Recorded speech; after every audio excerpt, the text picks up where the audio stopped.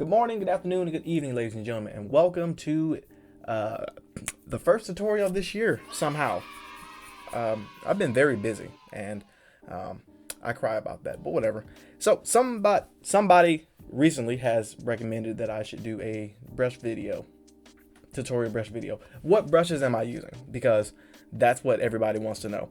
And as you will come to realize, I have a lot of brushes, and I have no idea where to get started, so we're just going to jump right in and see if I can make some of these available to you all. But some of these I had to pay for, so the ones I had to pay for, I can't give them to you for free. But I'll show you where you can find them. So stick around. So like I said, I have a lot of brushes, quite a few. Some of them are irrelevant. Some of them do the same thing as another brush. Some of them make the same sound as another brush. They're basically like the alphabet. Sometimes they're useful, sometimes they're absolutely not. And then some are useful compared to the other ones. And then you got folders within folders within folders, like these three right here. So you may see a particular name right here called Blaise. That's basically where I've gotten most of my brushes from. I've gotten them from Blaise's website. He's an artist that worked for Disney for basically 30 years. It might have been 28, but basically 30 years. And he, in 2020, made a lot of his brush packs free, or not free. They were free for like a few months, but then now they're $1. And they are still $1 from what I know, from what I can tell. So let's look at the website real quick. This is creatureartteacher.com, and don't worry about my bookmarks, okay? Don't worry about them.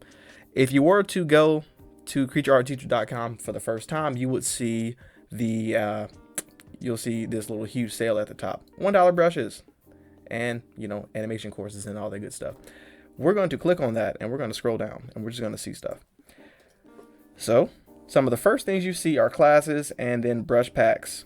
You got skin textures, hair and fur textures. You got water, clouds, wet media, dry media, canvas, rain, snow, dust, debris, and just a whole lot of other things. And I bought all of these, or some of them were free. So one of the main brushes that I actually use consistently that I got from Aaron is this little pastel C brush. It looks basically like this, and because I'm in Photoshop, I can modify it and do whatever I want with it. I can make it taper off, or do all this good stuff. This is one of the brushes that he uses a lot when he starts some of his initial sketches, and this is basically the main brush that he used whenever he did digital art for his courses. And this is probably one of the only free brushes that you will ever need when it comes to actually using something like this, because if you go to his website and actually sign up and put your email in, he will give you this brush for free, as well as a PDF on how to draw elephants, which I have not had to open up in a while. I should open that up. But here's his set for dry media, which is on the website still. So many of the dry media brushes are actually great for sketching. They actually make for good sketching brushes. So I highly recommend that if you only can buy one, buy the dry media brushes and try to get the free pastel brush as well, and you're kind of set for like life, honestly. The only problem is that you cannot use these brushes as the mixer brush, or I think it's just the pastel. We'll try that in a second. Here's the wet media, and as you see, it's just a little bit more little less textured and a little bit more wet. This is a smudge brush, which is awesome. We love and stand the smudge brushes because look at this. I have some cloud brushes. Oh, here's another one. I have some cloud brushes that actually do this as well, which is great. So let's start a new layer so we can show the next set. Now, the next set of brushes are from Fishman, which before I even do that, let me actually just show you what he is about. He is a senior concept artist in Asia. I'm not sure like where though, but basically here is his course. It is now 56% off currently as of this recording, which is great if you want to get an actual course, because I took his course in 2020 and then I came back in 2021 to retouch up my skills basically. And his entire course is about photo bashing and Photoshop, as well as how to make cool stuff. And when I tell you, the course is very much worth the money. Even if you pay full price, which is $109, it is still like very much worth the price, because you'll learn different character design as well as different Photoshop making techniques. And the art of photo bashing, when you take real images and incorporate them into an illustration and make them look like you drew them or painted them, or sometimes not, because that's also how Photoshop works. It's extremely awesome. And when you go to the website, which I will link in the description below, it's Wingfox. That's the actual company name. And when you go down, you'll see all of this cool stuff. And if you were to buy, here's some of his other artwork, and here he is. If you were to buy the course, you will see, actually it's not here, it's right here. You'll go to resources and you'll click fish brush. Boom. This is, I have this in an incognito window so I can show you what you'll be looking at when you first come to everything. But he also has project files, pictures, the PSD files for the actual 3 designs that he worked on, which are right here, and all that good stuff. Highly recommend it. It's a great course overall. Chilling aside, what do his brushes actually look like? Now, I want you to understand, he gives you about 1,200 brushes when you first start, and we're going to get into them. He gives you 1,200 brushes, and I counted. No, I didn't. I'm lying. He gives you 1,200 brushes, I think. But, and you'll learn this the hard way. Let me just open this up a little bit. He labeled them, which is awesome, but you'll basically be using paint brush number 1 for like most of the course. And paintbrush number 1 is beautiful. Simple as that. It's extremely nice. It is probably one of the more underrated brushes that I've ever seen, or at least, I don't know why I said that. No, it's not. It's a great brush, and it works for what it needs to work for. He has cloud brushes, smudge brushes, all this type of stuff. It is super phenomenal. He has plants, which you can't see because I zoomed out. He has blood brushes, which painting all this in black isn't making this good. We got water and texture brushes, which is like, that's what that looks like. Water and texture brushes, there we go. And one of my favorites, because I use it so much when I am too lazy, he has silhouette brushes. Let me show you these. He has silhouette brushes as well, which you can probably find somewhere else. I don't know. Like, these brushes are just a conglomeration of stuff that he's been using, which he has said. You have gun silhouettes, which super cool, super useful whenever you need an actual gun. Here's a syringe, because why not? He has city brushes. Here it is. I found it. Again, the problem is you have to scroll through some of these brushes to get everything, which I don't like, but it's okay. I'm like, whatever. City brush, boom. I just painted a city, or at least this is a factory. Just in case you ever need a factory somewhere, this is what a factory will look like. Let's do another one right on top of that. And if you make these dark enough in silhouette, you can make these look like a lot of things, which I did because I was experimenting with these brushes and I made a couple of videos about it. Nothing too crazy, but at the same time, these work best if these are in silhouette. You shouldn't have to, plan too many.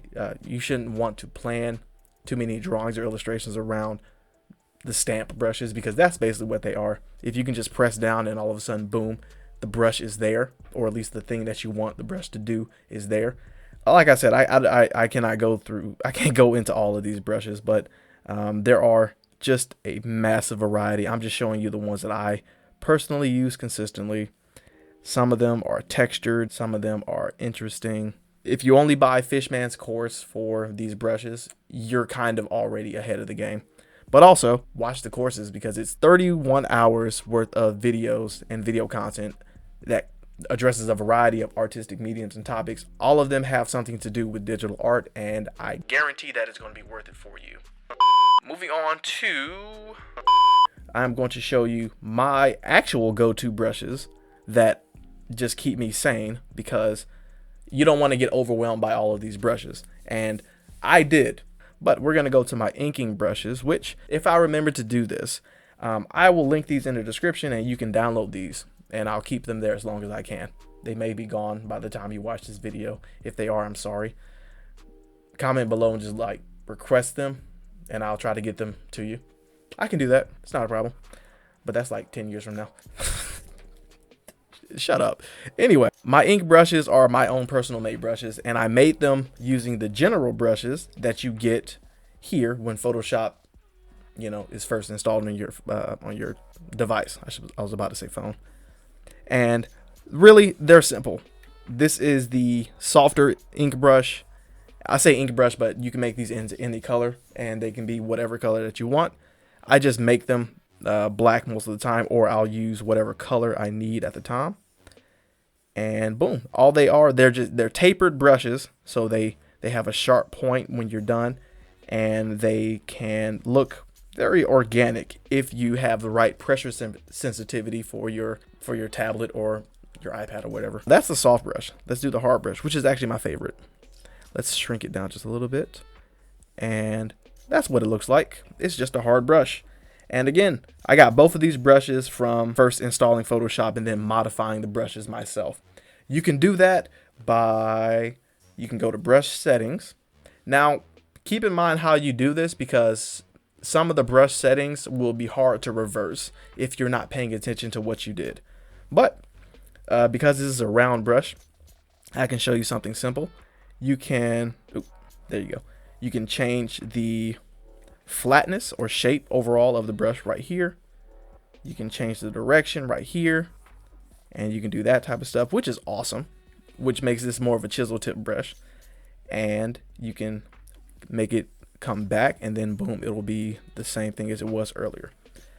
So that's like the super basic stuff. And then you have all of these other settings on this side where you can just go buck wild and actually change whatever you want with the brushes. And we're going to get into that in a second, but it's super fun when you get a hold of it and you're not too scared of like what the brushes are going to do, or you're not too scared of messing anything up, which I was at first, but now I'm just like, I'm cool with it. The piece de resistance. Let me actually show you how to make your own brushes. Now, like I said before, I am using a particular type of document that I made for Photoshop. The document dimensions are 5 inches by 5 inches, and then the DPI is 300, with DPI is a resolution, just in case you don't know. And that's basically it. For myself, I actually would prefer to up the DPI and make the resolution about 500, just to make sure that the brushes are as crisp as possible. But that's it. So what we're going to do, we're going to make a new layer. We're going to make sure that all of our other layers that are in this layer are already invisible. We make sure that the background is good. Now make sure that your brush is black or set to the color black, because if it is not, it'll be set black like automatically. I say that because that's what you're going to learn. So let's do some random stuff. Let's 1, 2, 2, do this. Let's do that. Let's do another squiggle. Let's do a C, an S, some more dots over here, a couple of dots here.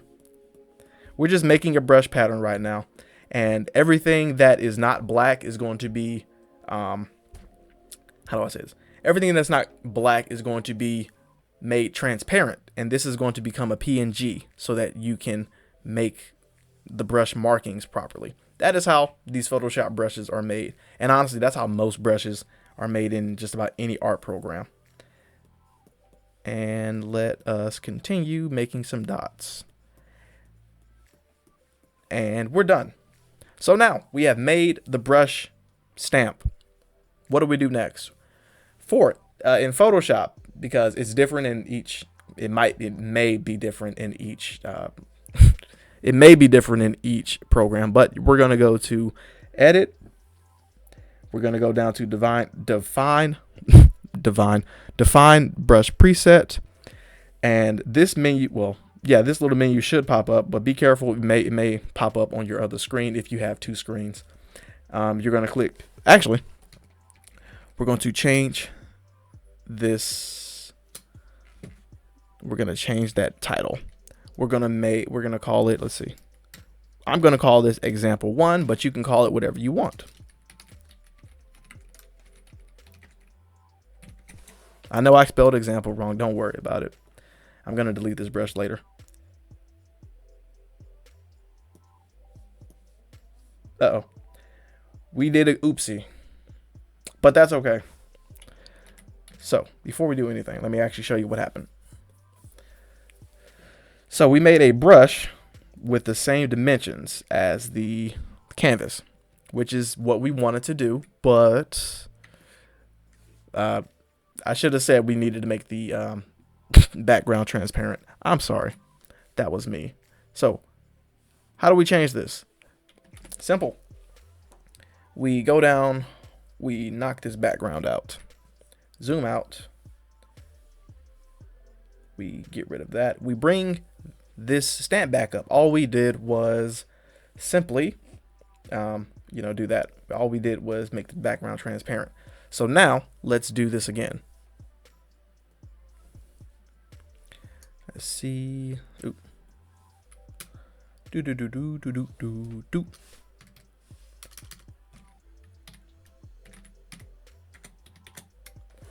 And now we should be good. Let's try this again. There we go. Nope, that's actually, yeah, there we go. So now we have our own brush.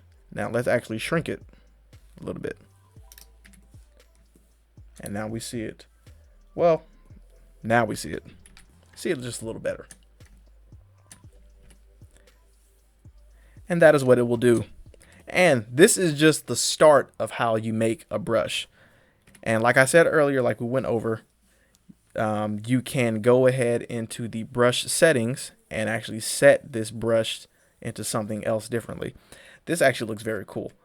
So what we're going to do, we're going to leave this here, but we're going to take the brush. We're going to go over here.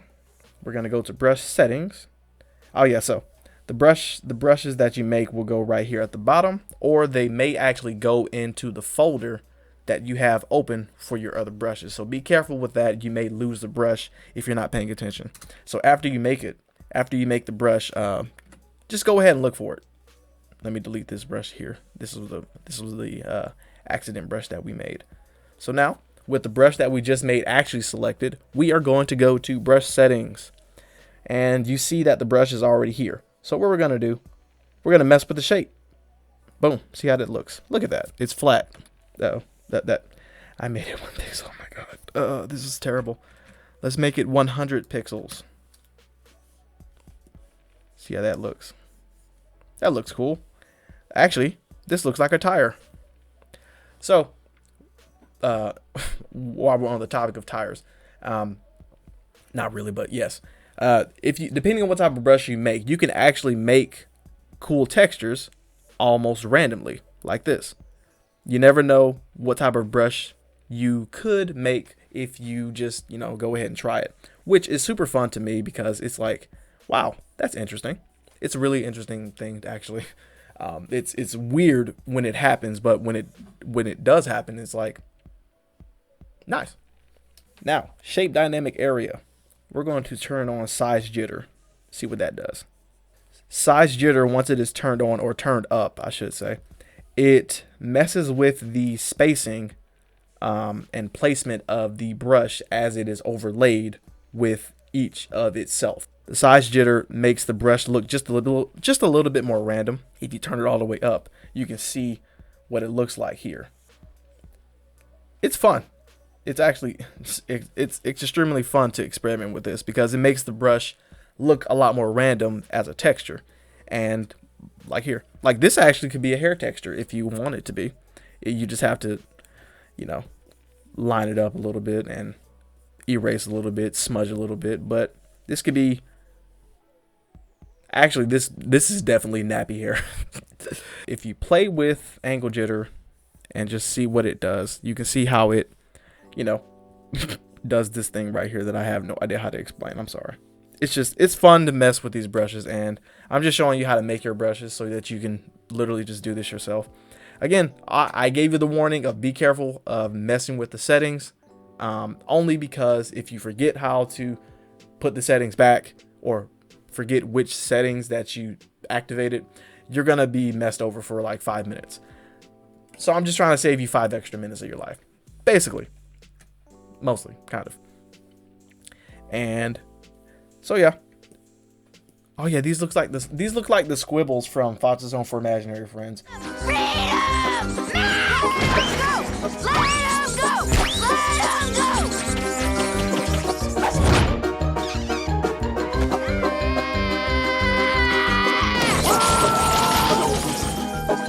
Scribble liberty! Mac, stop! Never! Not a boy, Mac! Down with tyranny! Up with non-tyranny! That is what was stuck in my head, and I bet that's how they made those random things. Anyway, that was actually kind of on topic for some reason. We're gonna take a nap after this. It's okay.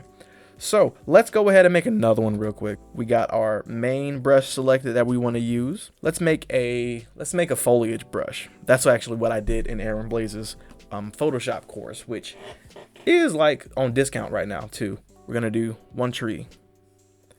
That right there, that, this here. And yes, of course, it's not going to actually look like a tree, but that's okay. What it will look like is something that you can put in the background, which is kind of what you want to end up doing for some of these brushes anyway. Now, let's go back over here, define brush preset. Let's do TWREE1 twee, and boom, we got the twee. I don't know why I said that. I don't know why I thought of that, but whatever. Let us shrink that brush, and this is what happens when you make a big enough brush small enough. You get these types of crazy patterns, which you never know when these types of patterns will actually be important to you. So keep this type of stuff in mind when you are making an illustration and you want to put certain damage textures on a warrior's armor, or even on their sword, or even on their helmet that signifies a story being told. You can use small textures and small details like these over time to actually make that story more authentic, make it happen just a little bit more, make it happen a little faster. I don't know. I'm just making stuff up at this point. I'm just making stuff up off of this point, just because this is what I've been doing for a year now. I just took classes last year and changed up my entire approach. So now let's go with the twee brush. We're going to let's go to shape dynamics. Let's do some jitter. Let's see what jitter does. You see what jitter does and what jitter doesn't do? This is where the randomization comes in.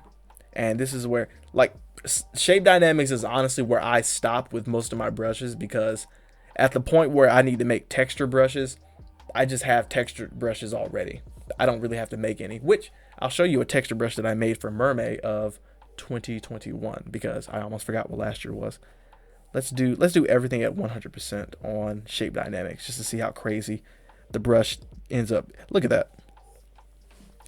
It's almost as if you made a new brush just by messing with the shape dynamics, which is the best part about Photoshop. You can do 1,000 different things 1,000 different ways, which is also the bane of my existence, because you have to figure out which way is best for you.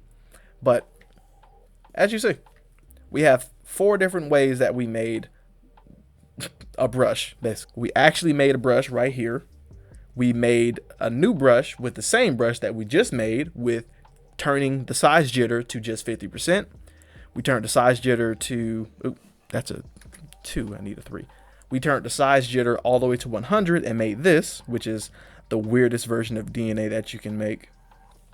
And then number 4, which is all of this stuff right here, we turned everything up to 100%. and boom, we had this. This is how Photoshop works basically, and this is how you can level up as an artist, just by figuring out some of these small things.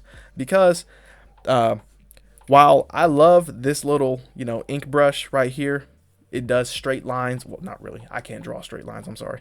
It does good lines like this. It does nice tapered lines that are nice and thin if you can get the pen pressure done right. You need something else. You will always need something else because your projects will always be different unless they actually are the same. Here is a scale brush that I already made. This is not the brush itself. It became the brush, but I took this from this scale background that I got from a website that I forgot the name of. I'm sorry. But I took this right here from the website, and I took this one as well. Again, I made all of these for Mermaid of last year, and I'll show you what they ended up looking like. And then I made this one in a circle. I made this one, a little bit more extended, and then I made this one here, which was, and this was just a mess. So I cry. Now let me actually show you what those brushes are, because let's see. Scales and textures, here we are. This is how you get some photorealistic images or textures in a brush and make them into Photoshop. Boom. And then depending on how you approach everything, you can overlay them. These actually look like Easter eggs now. I'm a little excited for Easter, but these look like Easter eggs, so that's how this type of stuff works. And let's show another one. And the red scales, because they were dark, they were a red. They are darker when they have black on them. So let's change the color. Just be mindful of when you are making your brushes that the lighter the texture that you want to use, the better, because you'll be able to use it in other ways. This white color on these types of textures, when they were already dark red, makes it a little cool, makes it a little mysterious and glowy and stuff. But then, you got gray here, which doesn't do too much. Black works, but you have to be specific with that. So that's one cool thing. That was basically a long-winded way of saying what brushes do I use. And I also, helped you make a couple of them. And I hope you did make a few and enjoyed this video overall. And if you did, please hit that subscribe button, hit the like button, and all that good stuff. Tell me in the comments below what you thought of the video, and what you think of the courses if you actually tried them. I hope you end up trying some of the courses, and you don't spend too much money, but still trying some of the brushes that are $1 just exhilarates the mind, honestly. And you never know what you can make when you just get to it and start making stuff. So overall, please partake in the brushes that I have linked in the description box below. Partake in the courses. I'll set a reminder to get these brushes out to you that I actually personally use, that I made myself. The ink brushes are just so great because you can use those ink brushes to make your own brushes, like we just did twice in this video ourselves. And if you are really interested, please, again, just go ahead and get more brushes. It's not like you have to buy brushes online like that anymore. But the best ones are worth being bought, like the two examples I just showed you today. So with all that being said, thank you all for watching. And before I make any of this too long again, until next time, I will talk to you all later. I'll do Procreate next. A spoiler. I'll do Procreate next since I, have it. I just got to figure out how to make brushes in there because I've been too lazy and I've been making everything myself. I've been just downloading brushes and, using the cosmic stuff. But I'll get to that when I get to it. So with all that being said, thank you all for watching, and until next time, I'll remember to do the video thing.